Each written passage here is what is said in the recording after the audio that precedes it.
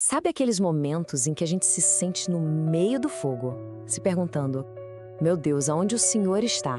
Pois é, o primeiro capítulo de Êxodo, ele foi escrito exatamente para esses momentos. Ele vem para nos mostrar uma coisa incrível, que o silêncio de Deus nunca é ausência. É, na verdade, preparação. Olha, essa frase aqui, ela é a chave para a gente entender tudo o que vem pela frente. Antes de Deus libertar com milagres visíveis, Ele fortalece seu povo na fornalha invisível.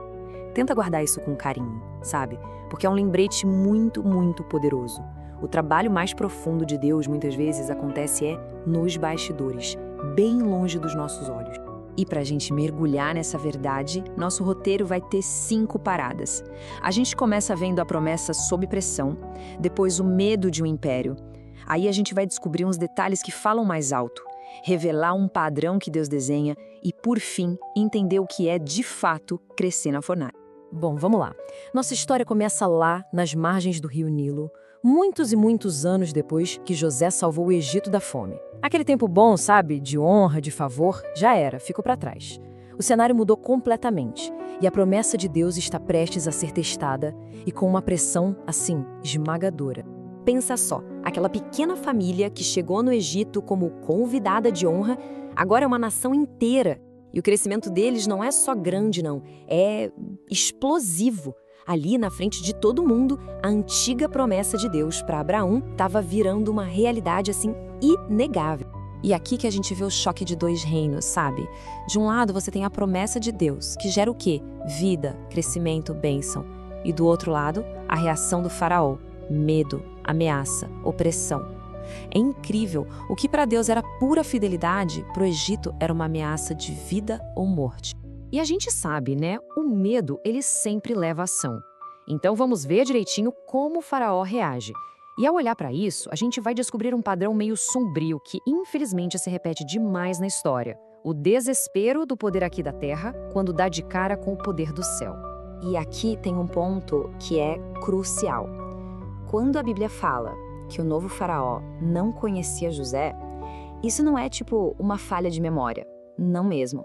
É uma decisão política.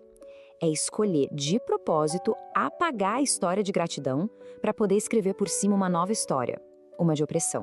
Muitos séculos depois, o grande teólogo Agostinho olhou para essa mesma história e sacou uma verdade universal. Ele disse que o mundo até que tolera o povo de Deus, enquanto ele é pequeno, inofensivo. Mas, quando esse povo cresce, quando a influência dele começa a se expandir, aí muitas vezes a perseguição vem logo atrás.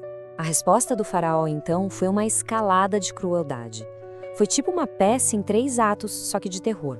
Primeiro, o trabalho forçado, para enfraquecer o povo.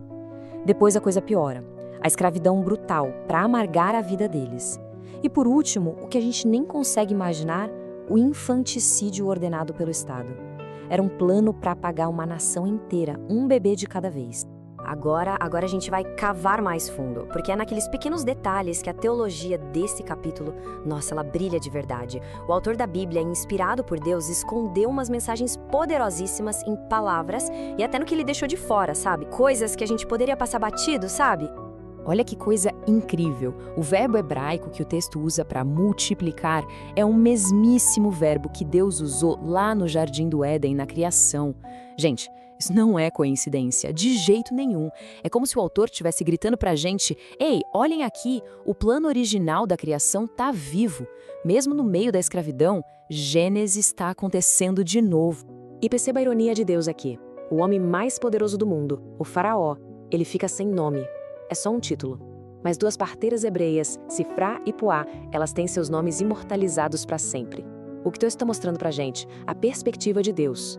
A história, para ele, não é definida pelos poderosos. Ela é definida pelos fiéis.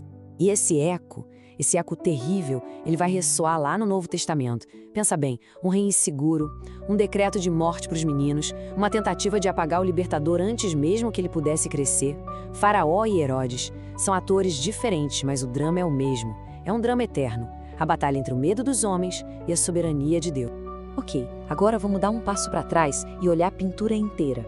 O que está acontecendo aqui não é só um evento histórico isolado. Não. Deus está desenhando um padrão, um modelo de como ele age para salvar. E esse modelo, ele aponta direto para o futuro. E o roteiro é basicamente este: a opressão gera medo no poderoso, que por sua vez leva a uma ameaça de morte. Mas, e aqui está o segredo, no meio de tudo isso, a fidelidade de gente simples se torna o gatilho, o catalisador da libertação. Esse padrão prepara o palco para a maior história de salvação de todas e nos ensina que a redenção de Deus muitas vezes começa com um sussurro de fé no meio de um grito de tirania. É como disse o grande pregador Charles Spurgeon, a salvação não começa lá no palácio, com decretos e demonstrações de poder, não. Ela começa na coragem silenciosa de pessoas comuns, gente que teme mais a Deus do que aos homens. Certo. Então, como é que essa história de mais de 3.000 anos atrás conversa com a gente hoje? Nas nossas próprias fornalhas? É exatamente aqui que a palavra de Deus salta da página e nos confronta com uma verdade que, olha, pode ser desconfortável, mas é profundamente libertadora. E a pergunta que fica é meio provocadora. Seguir o propósito de Deus, isso leva a uma vida mais fácil? Ou, em outras palavras, seguir a Deus torna alguém menos ou mais visado? A resposta que Êxodo 1 nos dá é bem clara e bem desafiadora.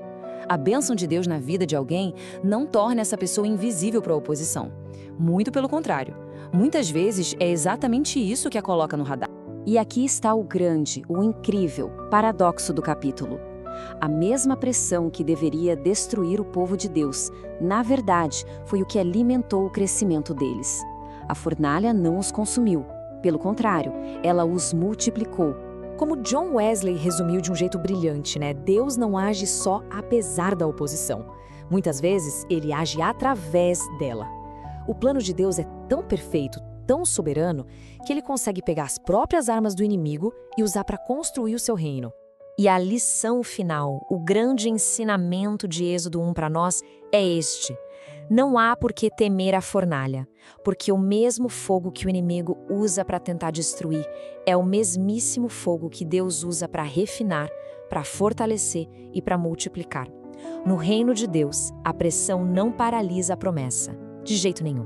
Ela se torna o combustível para o cumprimento dessa promessa.